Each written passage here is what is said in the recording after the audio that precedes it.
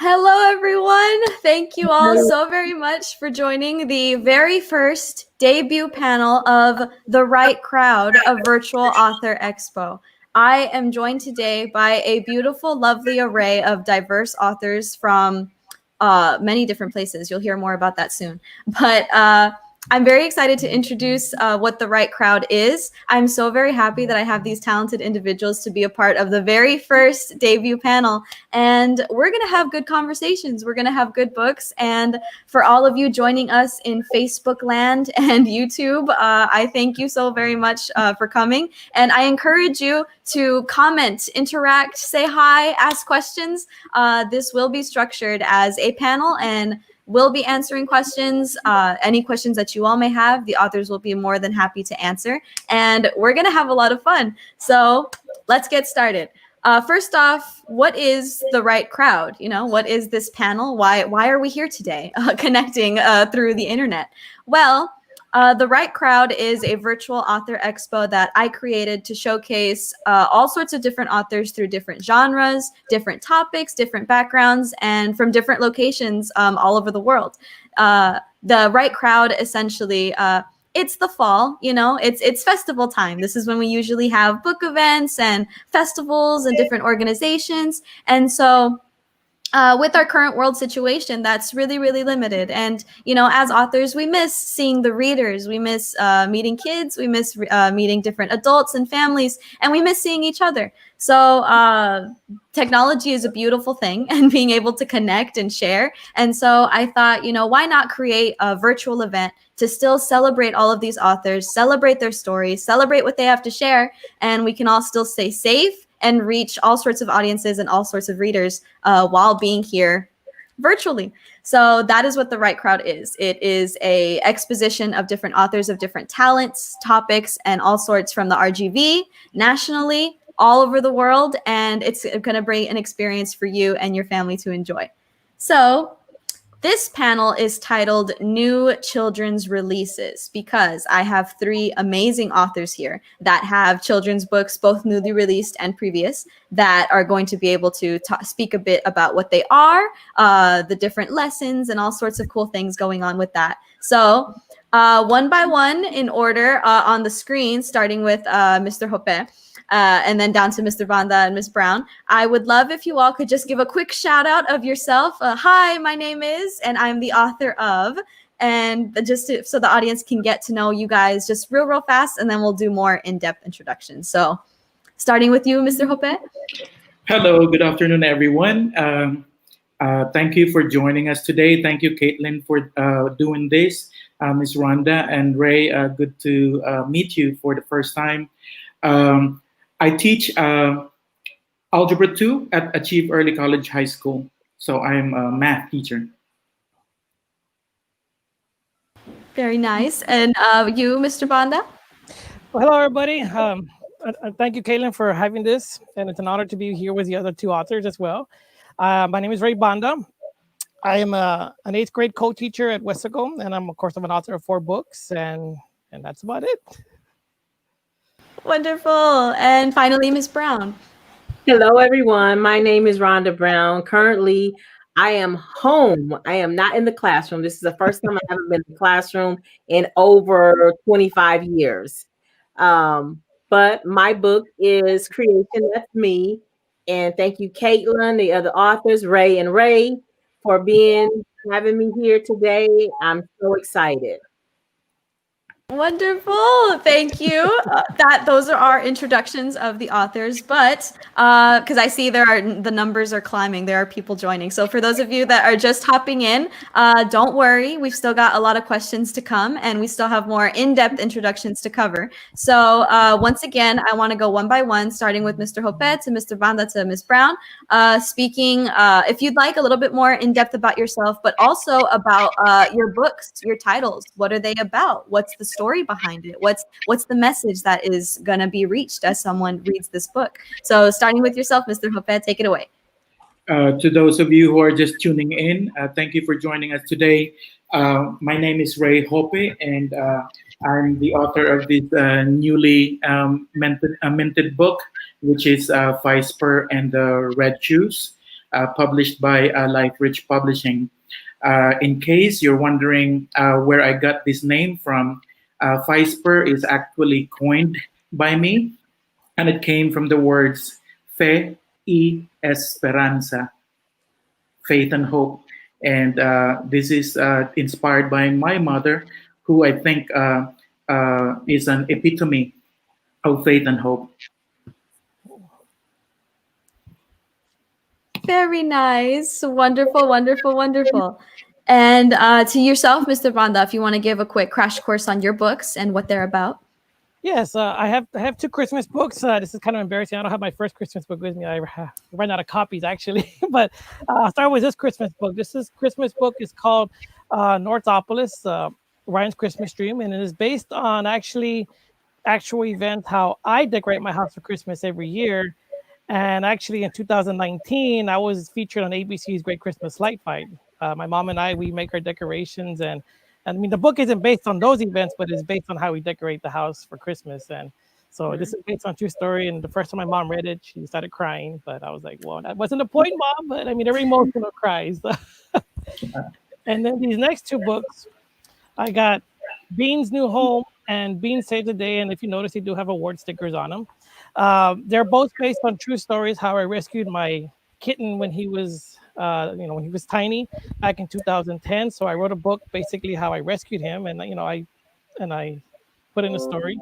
And this one, it's all fiction, because I mean, this one's called Being Saved the Day, but I was like, you know what, I can make this into like a little series now. So and the message that I'm trying to get across, like for like this book, is that because my cat, he's a special needs cat, and I'm trying to get the message that special needs animals, they need love too, and they deserve to be adopted. And this one, actually, the message here is learn to conquer your fears. And when you read the story, you'll see how Bean conquered his fears and he saved the day. Wonderful. I love that. I love the message. The artwork's really wonderful. Awesome. Thank you. And Ms. Brown, if you'd like to share your debut literary experience. Yes, ma'am. My book is Creation. That's me. And in this book, it's my desire to see that every little boy and girl have an opportunity to walk out their destiny and achieve greatness in their lifetime. We bring to the table all our differences, and our differences are what make us special. And we bring our specificities to the table and learn to grow from one another to be a change agent in this world, seeking to make it a better place for everyone. Beautiful. Absolutely beautiful. Well, thank you very much. I'm seeing different comments on Facebook. I know Ana Loeta says hi. Hi, Miss Loeta. Catherine Langford says hi, Rhonda Brown. So hello. Sandy Mercado. Hi, Sandy. Thank you so very much for joining. And another local author, Patty York Raymond, says hello. Hi. Thank you for joining. Hello, Patty. Hello, Patty. And everyone watching, thank you for joining. I hope you enjoyed the introductions and a little bit into the books, because now we are going to move on to panel questions and panel discussion. So for those of you watching, if you have any questions for the authors, go ahead and post a comment. I can bring them up on screen. The authors can discuss. If there's any questions you want to pick at their brains or more insight that you want to learn, feel free to comment. This is as much interactive as it is being distributed live. So that'll be fun. And so the very first question I would like to ask our panelists, and we can go in order to Mr. Jopé, Mr. Banda, Ms. Brown, is where are you tuning in from? What city, what area, where are y'all going live from? Mr. Jopé? I'm actually tuning from North 23rd and Nolana here in McAllen. Practically, the McAllen Public Library is my neighbor. Yes. Very nice. And Mr. Banda? I'm tuning from Westaco, Texas. Very nice. In my own home. Yes. And Ms. Brown? I am live from San Antonio, Texas, home of the San Antonio Spurs. Very nice. Very nice. So we've got a whole Texas crew here. I'm tuning in from Harlingen. So we've got Rio Grande Valley representation and San Antonio representation. I love it. I love it so much. So the first question I have for you all, and again, if you want to answer, you can just go ahead and start speaking. This is panel. This is fun. We're going to have cool conversations. Is what made you sit down and, write those first words of your book? Like, did you set out sitting down thinking, I'm going to write a book, it's going to be completed start to finish, let's go? Or were they kind of ideas, they floated, and before you knew it, you had a story? Like, what's the story behind your stories? I'll go. Mine is being in education for as many years that I've been in. I predominantly teach and work with African-American and Hispanic children. And I came up with the idea because I didn't see many characters in the book that looked like me or the children that I work with. And so I said, hey, we need to get ourselves out there, because it's very important when children are reading and learning that they see characters that look like themselves in the book. So that's where Creation of Me came from. Beautiful. I love it. Mr. Jopé, Mr. Banda. Yes. When I was when I was a junior high school student, I had an elective teacher who just published his anthology. It's an anthology of poetry, personal stories. And I've never met any author back then. He was the first one. And I was so impressed. I promised myself that before I die, I'm going to produce my own book, because it can be done, It doesn't happen to people outside the Philippines. By the way, I'm originally from the Philippines. When my mom passed away in 2002, before that, when I started teaching here in 1993, I was, culture shock. I was, I didn't know how hard it was to come over here and start teaching at the middle school of all grade levels. But teaching was easy. What was hard for me is watching my students suffer from divorce. The frequency of divorce. Well, I come from a country where divorce was a no-no. You work on that, but I cannot change anything, and I'm not criticizing our life over here. And I've been here for 28 years already. But I thought that the students, the kids that are in the midst of divorce, they suffer. And I felt like they need help. And I thought that as a teacher, maybe I can do something. Maybe I can empower them. Maybe I can give them a little bit of cushion, on how to deal with things, because I think that they're not even part of conversations. So I thought about writing a children's book that will cater to that. But I'm not gonna call it a divorce book, right? It's about empowering our kids. So I have already that idea back in 1990s. When my mom passed away in 2002, I mourned. And my way of mourning was looking for something that I can do to honor the memory of my mom. And that's when I created the characters. That's when I created Feyesper, Faith and Hope. And all this time, I'm just a math teacher. I really never embraced the term author until just 2 weeks ago. But my books are about values. We can all save a lot of money in the bank, but you know how the frequency of suicides among people that come from wealth, you know, I think the way for the future would be to arm our kids, our children, with values, with life lessons that will make them stronger, and so that they can breeze through life much easier than we ever did. Very nice. And I see Patty York Raymond says, inspirational story, Rey Jopé, about how you got started writing. Children need books they can relate to. Absolutely true. Thank you, Patty. Thank you, Kate. And Mr. Banda, I don't know if you want to add your input to this question as well. Yeah, I mean, like with me, I remember I was in 3rd grade many years ago, and actually I think it was like yesterday. And I remember they had brought this author. I don't remember what his name was, and then I kept thinking, man, I want to be that guy one day, speaking to a group of children, and it was, I've always loved writing and everything. And I remember it was my 9th grade teacher, Miss Jones, but she's Miss Ramos now. So if you're listening, thank you, Miss Ramos Jones. She told me that I had very good written work, and I kept that. And then, as life goes on, wasn't the right time. And then finally, since I was really into the Christmas decorations, that's what started me with my first book. And it was really just a dream that I just kept alive. And I knew that I'm going to write a book one day. And then it just escalated from there, just kept going, one book, another book. And then I'm already on my 4th book, and I'm working on my 5th book. So it's something that I love doing.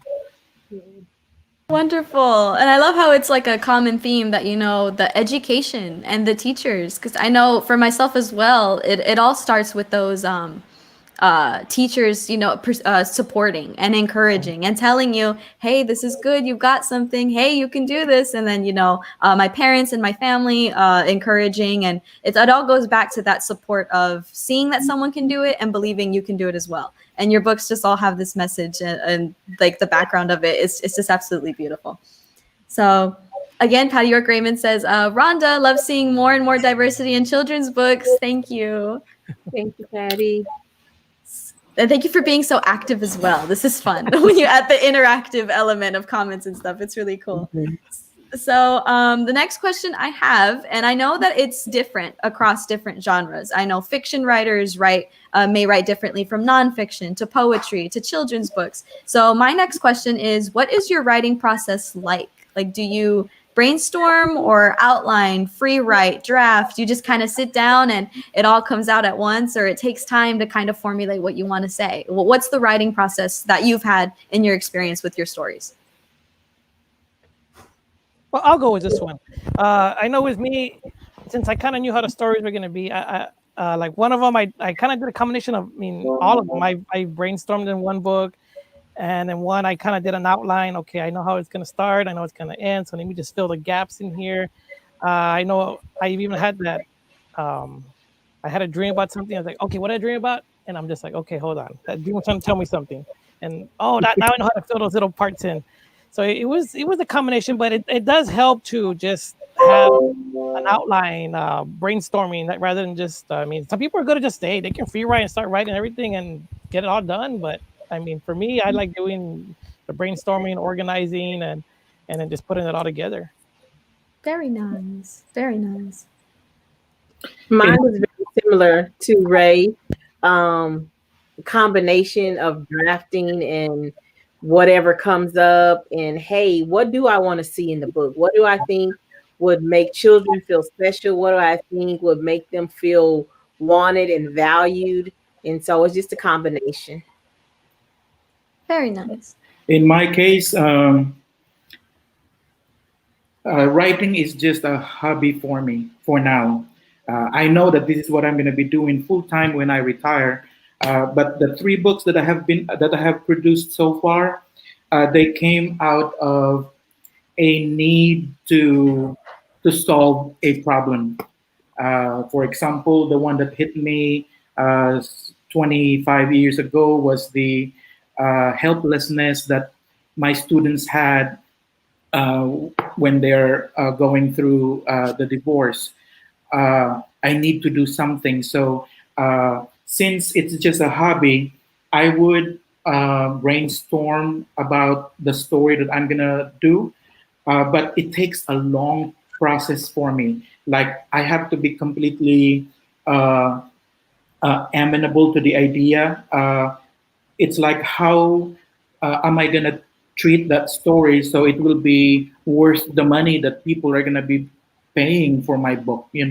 Uh, I have this hero complex that maybe I can change the world.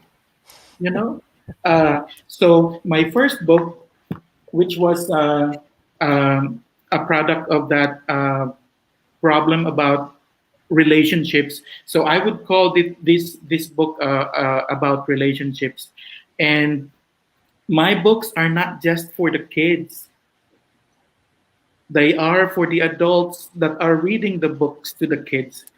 I want my books to be an excuse, a good excuse for children and their parents to build a relationship. And how do I address that? Every book has an autosophic section. I coined this term when I was in college because I had a column with our student paper. It's called autosophics. Auto means self, and suffix comes from wisdom. So this is my idea of understanding things with your permission. It's about how you process things. It's not about people telling you how to understand things, because if I went through divorce, I don't want people to tell me, you know this is what you should do, this is how you should deal with things. But we come from different situations, and the solutions that what's acceptable to individuals is what matters to them, how it hits them. So to me, other topics make sense, and it's about asking the right questions to lead to that understanding with my permission, and it's about me, and it's about my problem, and how my situation is uh, manifesting to me. So, for example, in this one, the story in my first book, the story is probably lame, but I thought it was a good excuse for the conversation. For example, we're flying a kite, and when you teach kids about relationship, uh, that's a complex situation. How do you teach kids, to value their relationships with one another, with their kids, with their family? But I had an excuse. It's about flying the kite. I boiled it down to three things. One is you hold it when it's flying well. You just hold it. It's mine, and I'm proud of it. But when the breeze is very weak, you pull. This is the time to pull. Me. It's about me, right?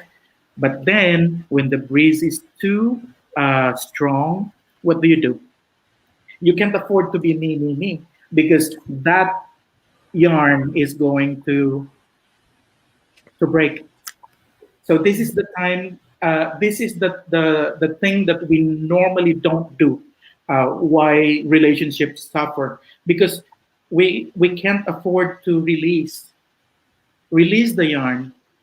This is the time to give the other individual the time to grow, to be himself or herself. Sometimes it's not fair, but you let the other person grow as the way they want it to be. And to me, it's a brilliant idea. I'm sorry if I call it brilliant, not because it's mine. I wanted the kids to know about it. That way, when their mom and dad break up, then they will have that idea that, oh, something happened along the way, because we can't prevent the breeze from blowing so hard. Things happen in our life, but I feel like I'm allowing the kids to use something so that they can stand, they can withstand, they can at least give an excuse to their mom that it's not her mom's fault, it's not the dad's fault. Sometimes things happen, and then they can be better at taking care of themselves. Like, when they fight, we usually just say, leave them alone, they're kids. To me, I'm not even a dad. To me, I think we can teach them at a very young age. If your little baby sister steals your ice cream, maybe you need to stand back and just allow your baby sister to enjoy the ice cream. It doesn't have to result in any fight. And this will be an excuse also for the parent who's reading the book to the kid, to maybe start the conversation. Very nice. Very nice. We have quite a few comments coming in from that. Nichelle Walton says, I like the kite analogy. Good idea. Patty York Raymond also says, great analogy with flying the kite and relationships. It's brilliant. And one book or novel at a time, which is created by the wonderful librarian from Gruya Middle School in the RGV, Rosario Ozuna, says, amazing. Hi, Rosario. Thank you. And we do have a question from an audience member for Mr. Banda. Patty York Raymond says, Rey Banda, it is obvious that the Christmas season was extremely special for your family. I'm curious, have you ever thought of expanding your stories to other holidays? Actually, yes, Patty, I am. Since my other book, my Black Cat, I'm gonna start writing a Halloween story about him, and maybe like I'm gonna see if I can incorporate as many holidays as I can with it. Maybe Beans 4th of July, Beans Easter. So yes, Patty, I am thinking about expanding to different holidays. Wonderful. And I have Moises Mata on Facebook saying congratulations for everything. Gracias, Moises. Thank you for joining. Thank you for coming. And so the next question might be a little bit, it is writing related, but it might also deal with other aspects of your life, is how has our current situation in the world impacted your writing career? Like, I know, Ms. Brown, you said this is the first time that you're home in a very long time in terms of work and everything. So do you find yourselves writing more or thinking more about what other stories? Are you marketing? Are you, doing just how has being home and trying to distance from, social distancing, how has that impacted how your books have been going and your writing careers? Well, I guess I'll start. It's been a wonderful time for me that I could finally sit down, because this first book that I did, Creation That's Me, it's been in the work for about 5 years, and it just manifested over these last 6 months of COVID. So I'm very excited. I just had a time to sit down because I'm always ripping and running and doing things, and I had time just to sit down and make myself, okay, let's get this done. Which so many people do out there. They have ideas, they have thoughts. And I'm living proof that if you just sit down, do it, and get it done, it can be done. And it's been a wonderful experience for me. It was kind of overwhelming at the beginning because I was like, oh my God, all these books, and I have to send them out, I have to mail them out, I have to get it together. And it was like, but at the same time, it was very fulfilling, especially seeing people give me feedback about, it's a simple book, but it's very affirming. As Rey mentioned earlier, he doesn't just want it for the children, but also for the adults that read it. So that's what I've experienced as well, that the adults are enjoying the book, and it's a great topic of conversation with the diversity within the book. So I'm having a blast. Wonderful, wonderful. It's always nice to see that, even if a situation may seem, unexpected, unprecedented, and there's a lot of negativity, there's always something to, the silver lining. And we can always continue to work even when things get hard, which is that's really, really awesome. And let me see. Here's one. What is the easiest and or most difficult part of your writing? I know for a story with such a profound message like Mr. Jopé's, I love the duality between, like, this isn't just a story for the child, it's the parent reading the story to the child. There's layers, there's different things to be seen. And Rhonda, you have a beautiful message in terms of diversity, and Rey Banda, I'm the one who's like, when it was September 1st, 115 days till Christmas, let's go. But the ability to also, with like the disabled pets and everything, you all have really great messages. But what do you think is the easiest or most difficult part of either writing or getting the story out there? Or what are the, not so much pros and cons, but the ease and the difficulty in it? With me, it's the polishing. I think it's easy to come up with pieces. Those are easy, but putting them together, just like an essay, it's easy to write a paragraph, but when you want to look at the wholeness of your essay, and you want it to blow people away, that's the hard part for me, and it takes me years actually to come up with a story that I cannot keep in my hand anymore. This has to be read by somebody else. So I started my first book in 2014, and it's 2020, and I just have 3 books. And besides, I'm only an author if somebody reminds me of my book, when they ask me about it. But most of the time, I just think about my students and how to make them understand the math that I'm teaching them. Very nice. Mr. Banda, Ms. Brown? Well, yeah, I'll go. I mean, for me, the easiest part is just, getting the story, because I mean, I know how the story's going to go. But I mean, just like when your writing teacher say, do your rough draft, and then you're editing, and then before there's a reason why, the teachers tell you that, because I go through that process too, for once I get my first draft down, and then I'll edit it, and kind of look it over, and then I'll ask friends, hey, would you mind reading my little draft here? And then like but be critical. I mean, I know we're friends, but be critical. And I'll ask several people, and then once I go through several people, and then I get all that feedback, and then I send it to my editor, and then she does her final edits. But one of the hardest things for me is since I have no drawing talent, and my books are children's books, so it's kind of like, if I do, it's just going to be a bunch of chicken scratch, and there people are going to be like, what in the world is that supposed to be?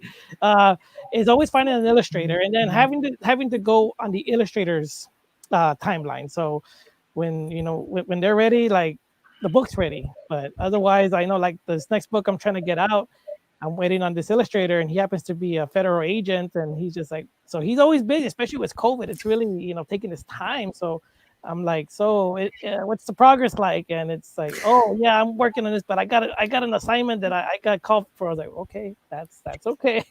So for me, the hardest part is finding the illustrator, and because I can't do it myself, and then so having to go on their timeline. Very nice. And Ms. Brown, do you have any easiest or most difficult? Well, the easiest was gathering the ideas of what I wanted to actually put in the book. And the difficult part for me was the marketing, because it's something totally new to me. I'm totally outside of my element, and making the right connections to actually get it in the book form and get it out there, which is why this platform is so amazing, because it has allowed me to connect with other people. And I believe that's how we should do it. Just connect with others, and don't try to compete, but hey, let's encourage one another to do good stuff, to make this a better place that we're living in. Everyone loves to read. Even when you didn't want to read, you would get something that would capture your attention. And so that was the difficult part for me. That's about it. I love that. And I couldn't have said it better myself, that absolutely just like this whole thing was, it is a promotion of ourselves and of our books and what we have to offer, but it's also a promotion of all of us all together, like Mr. Jopé, Mr. Banda, and myself, we're from the Rio Grande Valley, and Rhonda, you're from San Antonio, these different areas, but we're making these connections, and we're saying hi, and we're promoting each other. And there's a lot of talent, and there's a certain magic to writing, especially in children's books. I know some of my favorite stories, even now as a 20-year-old, I like pick up that old, like that I would read in 4th grade, because there's just this magic to it of the message behind it, but the characters and all these things, and absolutely lifting each other up and helping each other succeed. Because when one of us succeeds, we all succeed. And that's also why I was very happy and very grateful that you all came on to this panel. And, this is the debut one, and I thought we got to make this amazing. We'll bring them in. It'll be great. And I do have a comment from Nichelle Walton saying about Miss Brown. Yes, representation matters. Thank you for your book, Rhonda. My kids struggle with self-acceptance. Your book will be a help towards that. And I know Patty York Raymond also says, yes, this event is great. I am enjoying learning about you and your book, Rhonda. So we've got audience interaction. Everything's going. Everything's great. Let me see any other questions that I might have. Oh, this might be an interesting one. I know as authors, a lot of the questions we always get are like, oh, the writing, the author. But I want to know a little bit more about you all, like what you all do in your own personal life. So do you have any other hobbies besides writing? I know Christmas is going to be a really big answer here. But do you guys have any other hobbies besides writing?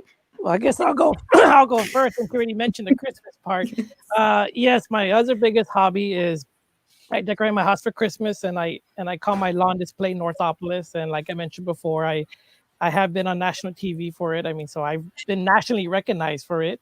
Unfortunately, I didn't win the 50,000 on the show, but hey, I still got on there, and I represented the Rio Grande Valley. And there's actually some people from Wesco that didn't even know. They still don't know that I was on TV. I'm like, I'm in your hometown.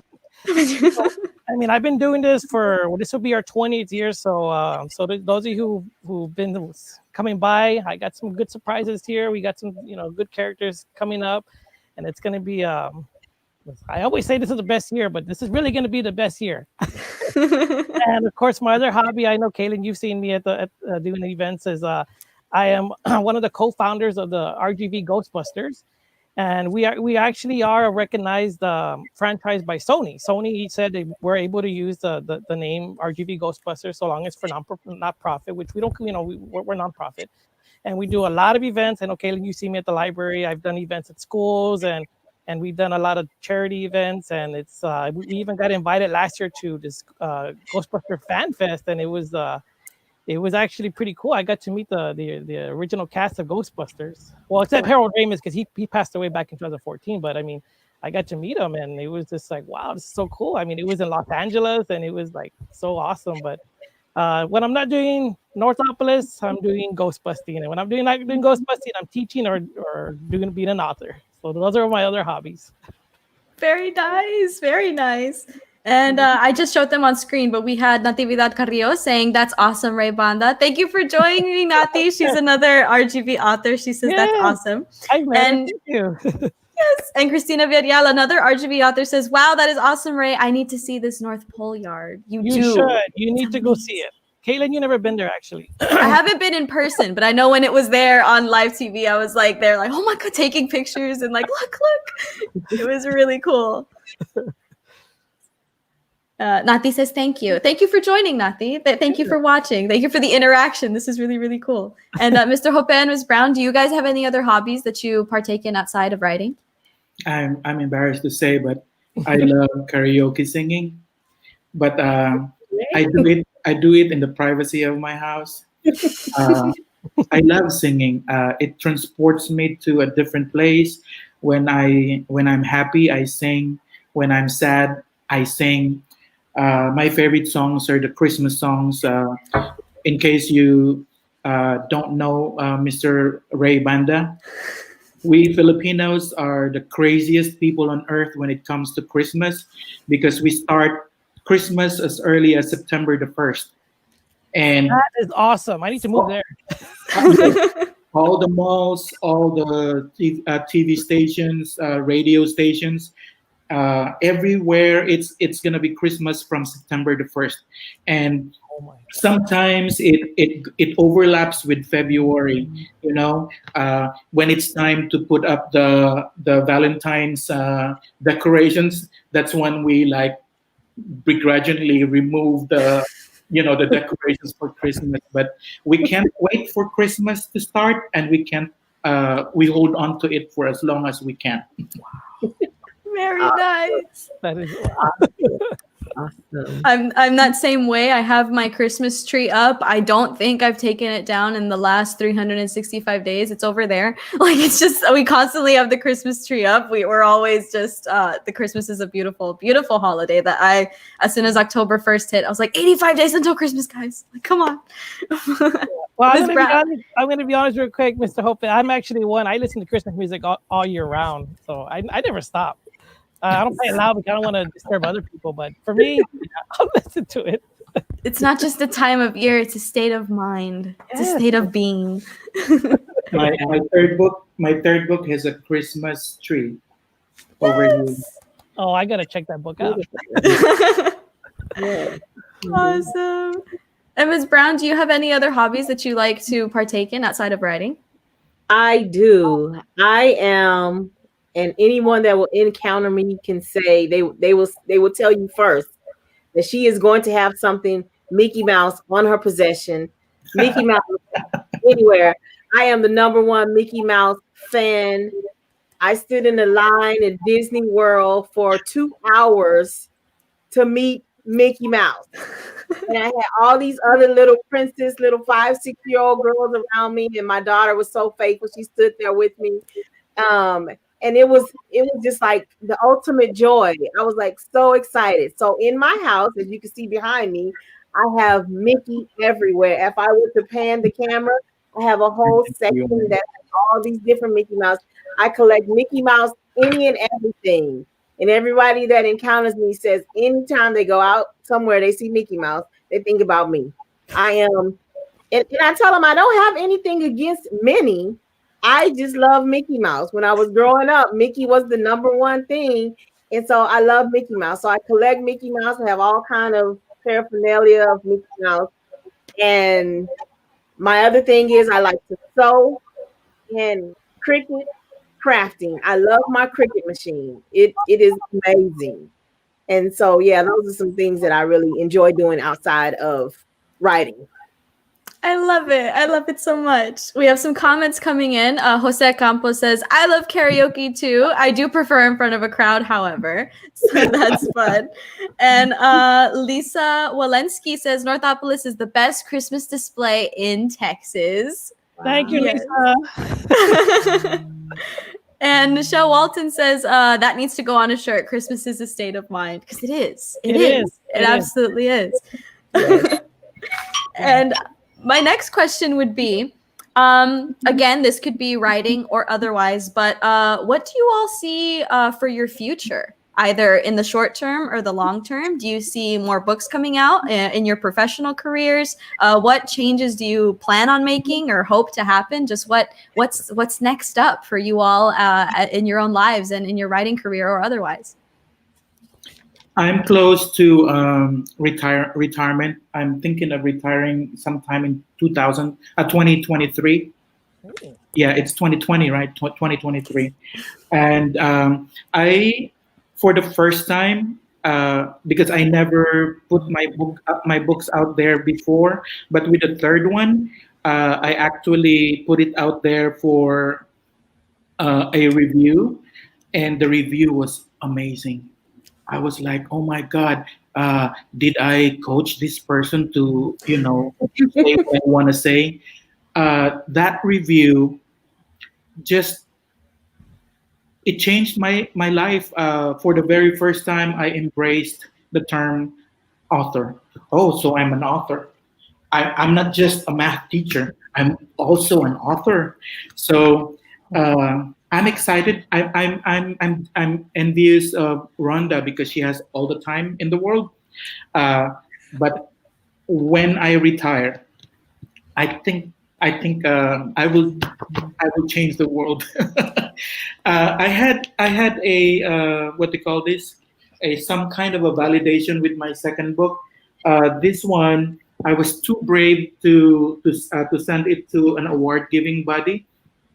The 2018 New York City Big Book Awards, and I don't know anyone. Nobody knows me because I just publish my book and then sleep and teach. But this one, it gained two recognitions. One was a distinguished children's book for motivation, and the other one is distinguished award for inspiration. And I'm excited because, well, when I got those two awards, I was still in denial. Maybe I'm just lucky, you know. But then I'm excited about this one because to me, as a book, the contents, the way I put things together, because I'm learning and I want to be better the next time, you know. I'm actually scared where this book is gonna take me.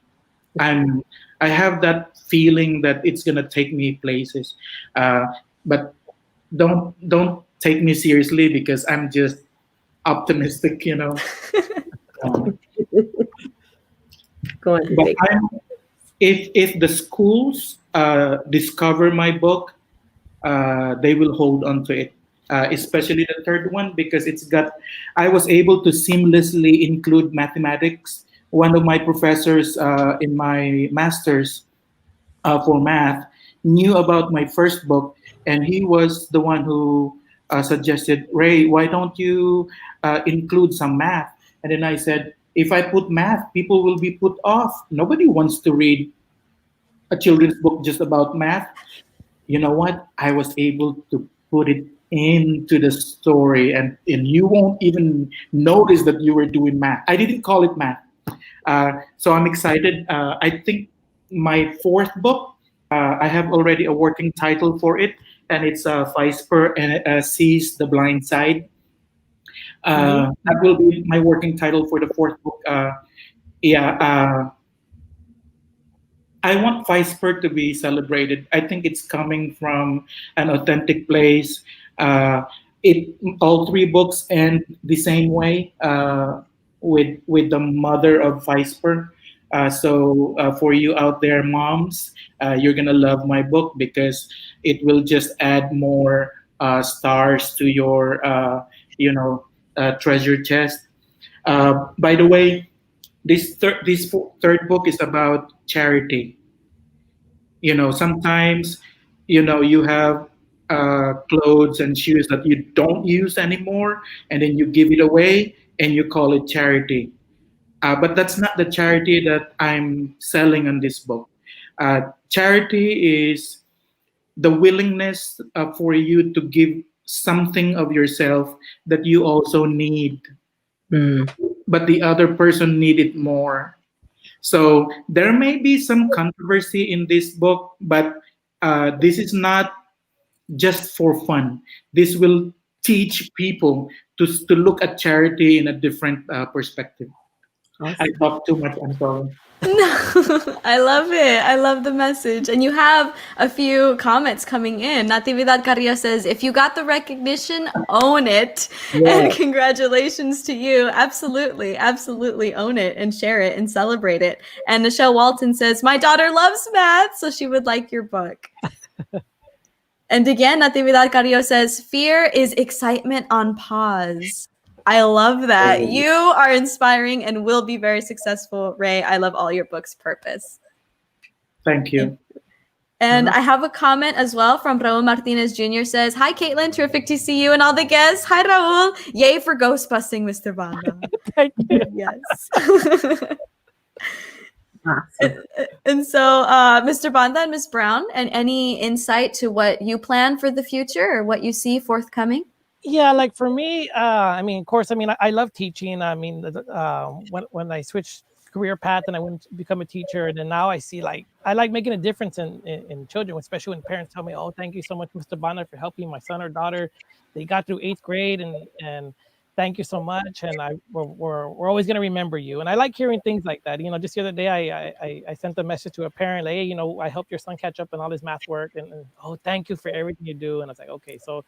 That keeps me going. I mean, I like doing that. Of course, you know, I guess my ultimate goal would be, you know what, just to be a full-time author and just do book tours and just do. All right, you know, I got booked over here, so I'm going to be over here. I get booked over here, I'm going to be over here, and just focus on that. I mean, and I mean, I know like Mr. Hoppe was saying, I mean, when he was saying that New York City Big Book Award, I mean, this one actually won the award as well. It won the Distinguished Favorite for Children's Inspirational. And I really embraced it. Like I was telling people last time on a different panel, when I got the news, it was November. And of course, it was right before Christmas time. So I was like, okay, all right, I got it. All right. And I was like, all right, I got to focus on my Northopolis Christmas display. And then when I finally had all the free time, then the pandemic happened. And I was like, okay, well, I guess that slowed me down. So I really wasn't able to really show off, own it, embrace it, as as people say. But I was actually surprised. Like, hey, okay, I'm not the only one that says this book's great. So these people too. And then when I wrote this one, it won a 5-star rating from Reader's Favorite. So I was like, okay, so I'm doing something good now. I'm doing better. And then it won I think picture book softcover fiction from the International Book Award. So I know I tell one of my fellow teachers, she's like, you're an international award-winning author now. I was like, I didn't think about it like that, but okay, thanks. And then like recently I got the bronze for the Living Now Book Awards, and it was for animal pets. So I'm like, okay, I'm definitely doing something right. So I mean, and I know an old boss of mine, he told me when he read this book, he's like, this is your 4th book, you're getting better. Congratulations. Like, so I mean, for me in the future, I would like to just become a full-time author and just focus on tours and give motivational speeches. Like I know you do some of those, Katelynn. So I mean, I would just like to, you know what, I don't have to work anymore. My hobby is now my job. That would be my ultimate goal right there. Very nice, very nice. And what about for yourself, Ms. Brown? Well, I'm so grateful to be on this panel with Mr. Banda and Mr. Jopé, because I'm like, hey, you guys have paved the way for me, so I can just walk on through it. I'm very excited, about the books, about the awards. So there are more books within me, and so I'm excited about that. I have some events and some invites for Meet the Author going into the school system. And I told them I would love to do it when it's safe. So when it's safe, I'm out there. I'm gonna hit the ground running. So you guys have been very encouraging on today. I'm like, okay, this is really happening right now. So I'm excited. Wonderful, wonderful. And it goes back to that uplifting. I think Rosario Ozuna had said, yes, uplifting each other, of supporting and being here and just, helping each other out, saying hi and celebrating each other's stories. And one question that I did have, because I know you all have that same, it comes from a story that you want to share within, you have this background, you have this message that you want to portray. For aspiring writers, either in general or for people who would like to write a children's story or would like to create a book to spread a message, what advice would you have for them? If there's something that you wish you knew before you started writing, or something that you've learned along the way, or, just general advice that if someone who was prospective and wanting to write a children's book, what would you say to them to help them out? I would say for sure is don't give up your dream, and you need to believe in yourself. If you want to have this, I want to be an author. I've met a lot of people in children that I talked to when I present in front of classrooms, and I always tell them, don't give up that dream.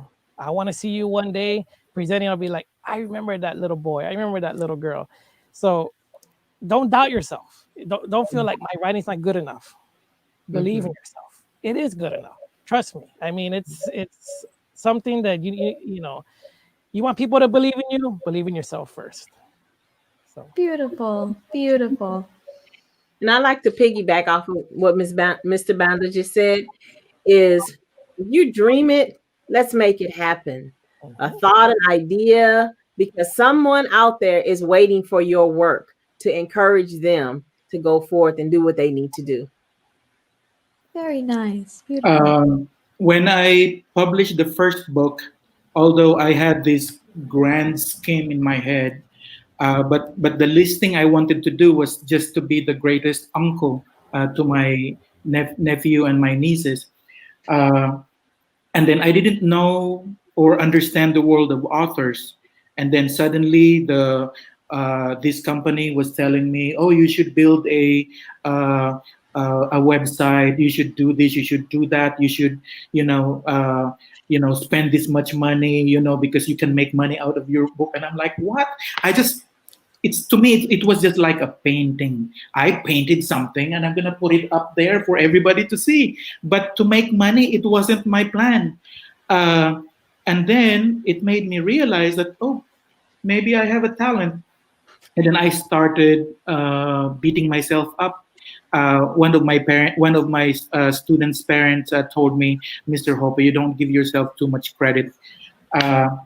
For the writers out there, or for anybody who's thinking of, doing something, just do it. Every single one of us has a story to tell. And if you expect everyone to like you or to like what you've produced, it's their problem. Not everybody in this world will like what you've done, but some people will do. Like even Jesus Christ wasn't even successful at making every single human being on this earth to like him, despite what he has done, right? At this point in time, people still beat him up, And what has he done as a creation or a being? It's just to inspire everyone. So do it just because it makes you happy, and if it gets you some places, then be better at it. But at least one in your family will be very, very proud of you, and that's one way to conquer the world. I love it. I love it so much. I know that's a key aspect in the presentations that I do. The last thing that we do, and I was able to do it virtually once as well, when at the end of the school year after the pandemic hit, is I have on the screen, "Don't stop dreaming," and I tell the kids, "Okay, repeat after me. Don't stop dreaming." And we go, and soon we're screaming. And I tell them, if you remember one thing, the author made me scream in the library, "Don't stop dreaming." It's just that big, message of absolutely. If it's something that you want to do, if it's something that you want to accomplish, absolutely go for it. Absolutely try. And someone will benefit. Your story is going to be put out in the world, and someone's going to get something from it. And that's one of the most beautiful things.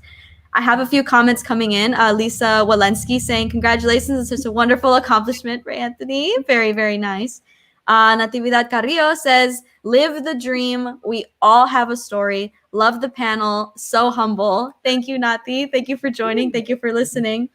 And I have my best friend in the whole wide world coming in. Hi, Roselle. She says, "All of you are very inspiring. Thank you for sharing your stories with the world." Thank you for joining. Hi. I miss you. Thank you for watching. And again, Natividad Carrillo is saying, "Beautiful." And absolutely, this was a very beautiful, beautiful panel. I think we have about 2 or 3 minutes before we hit 3:00. But I wanted to say thank you so very much for coming and for sharing your stories and for sharing your insight. It's one thing for, us to stand up and say, "Hi, this is me and this is my book," but to get into, well, where did it come from? Who are you as a person? What do you have to say? Like Mr. Jopé says, what are you going to contribute to the world and show everyone else about what you have? I'm very, very grateful that you all could come. And yes, hi, Roselle, I miss you. So thank you for joining. Thank you for being here. But I did have one final question that's kind of a little bit fun, and I'm interested in seeing what you all's response will be. Is if I were to just meet you on the street, I run into you, I say hello, we say hi. What are 3 things that I wouldn't find you without? Like, you always have them. It's always there. Like, just, I know Rhonda might say something Mickey related and Mr. Banda might say something Christmas related. But if I were to just run into you, what are 3 things that you always have on your person? This might show a little bit more into who you are as people. Well, for me, yes. I mean, it would have to be something Christmas related. Of course, I mean, in the non-pandemic times, obviously right now we hand sanitizer, face mask. But I mean, in normal circumstances, besides those additions that we need to have now, it would be something either Christmas, cat, or Ghostbuster related. Very nice. Very nice. Mr. Jopé and Ms. Brown, do you have anything? When I started wearing my glasses, I couldn't take it off anymore because I feel naked. So I don't think you will catch me without this. Second, I love wearing shorts. I don't have the most beautiful legs, but I don't know. I'm a shorts and chanclas guy. So when you see me outside, you won't even think that I'm a professional. Uh, the other one is the cell phone. I don't know. I have to have access to my Facebook. Maybe because I live by myself here in the US and everybody else is somewhere else, and I have to have access to my sister's family in Ireland, my best friends in New Zealand, in Australia, my sisters in the Philippines. So the phone is very important to me. That's also where I put my credit cards. Practicality as well. And you, Ms. Brown, what are 3 things that I would absolutely not find you without? You are going to, I'm going to have a copy of my book. I am going to have something Mickey and this phone to take some notes. That is You cute. always will see something Mickey on my person. I love it. I love it so much. And Patty York Raymond says, enjoyed listening to the panel. Fantastic. Thank you for joining. This was so wonderful. This was so amazing. I could not have asked for a better debut panel of just, you all have such beautiful stories. You all have such beautiful messages, such amazing insight and, backgrounds to share. And I loved the audience interaction. It was so nice to have, comments and questions and talking and just create conversations and have a good time. So I want to thank you all so very much for joining and so very much for coming on, taking time out of your day to say hi and share your stories and more information about yourself. And before we go, I would like to you all to give just like a final shout out, like, Mr. Jopé, my name is Rey Jopé, and I'm the author of Mr. Banda, Ms. Brown, just for those final plugs of, this is who you are, this is the books, where they're available, where you can find them, so that way the audience can be sure to go check out your works afterwards as well. And Natividad Carrillo says, Ms. Brown, you are amazing. I love Mickey too. Yay. We make connections. We make connections based on the thing, these little personal details. We make more connections. Yes. So beginning with Mr. Jopé, if you want to begin signing off with your books and where they're available. Guys, all my 3 books are available in any online bookstores, including Amazon. I believe it's already on Walmart.com also. Every single bookstore around the world, even in Australia, Booktopia.com in Singapore and so on. But it's all published here. But so I have 3 books that I am very, very proud to share with the world. But for the rest of my time, I want to spend it at thanking Katelynn. This is amazing, Katelynn. You have no idea, how this one helps me. Not about the sale of my book, but seeing me as an author talking about my books, because I can talk about my books the whole time. Also, you inspire me. Your age, at a very young age, you have accomplished this. I published my first book when I was 47. Jesus Christ.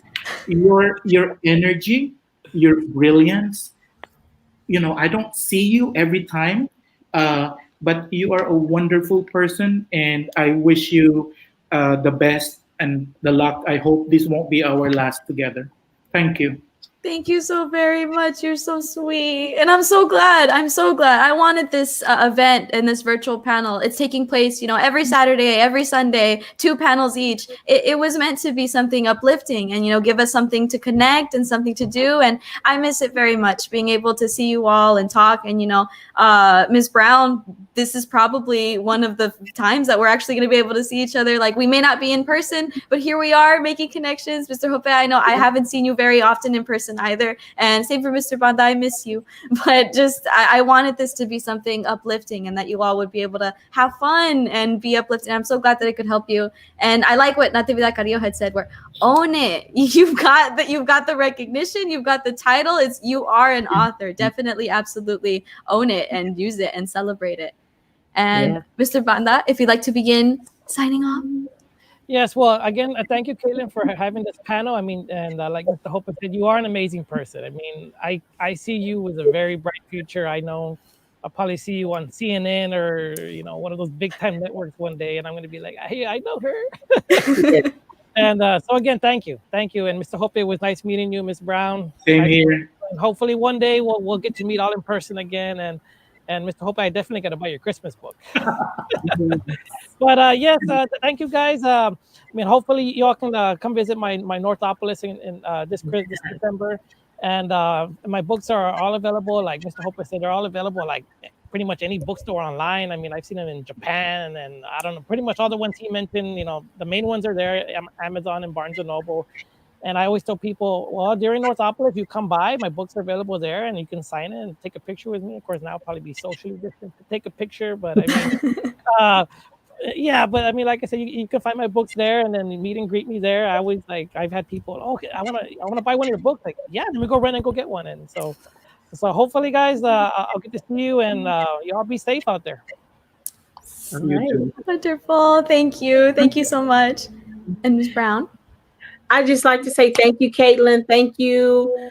The two Reys that I've met on today. Thank y'all so much. I look forward to purchasing your guys' book so I can do it on my Friday Facebook Live read aloud. I'm so excited. And Mr. Banda, I'm really excited about Christmas. I am so ready for Christmas. So we'll be doing that in December on the read aloud. And again, just thank you so much, Katelynn. My book can be purchased on Amazon.com or directly from me through Rhonda Joy Cash App or Venmo or Rhonda Brown 146. So thank you so much. This has been a wonderful afternoon. Wonderful. Thank you. I have a few final comments before we sign off. I have author Ana Cavazos with a heart saying, hey, you all, great to see you. Hi. And she says, Northopolis makes me nervous. Reminds me how much I need to shop for Christmas. And finally, author Ana A. Cavazos says, great panel. Thank you for joining, Ana. And I agree. This was wonderful. This was so much fun. Thank you for joining everyone on Facebook and YouTube. Thank you for tuning in, for your comments, for your interaction. Absolutely, this will not be the last you see of us. I hope both in pandemic and post-pandemic, we continue to do more events, connect, share our stories, say hi. And so thank you very much for tuning in. We will see you all next time. Bye. Bye, guys. Thank you, Katelynn. Bye-bye. Thank you, Rey and Rhonda. Bye-bye. Bye-bye. Thank you, guys.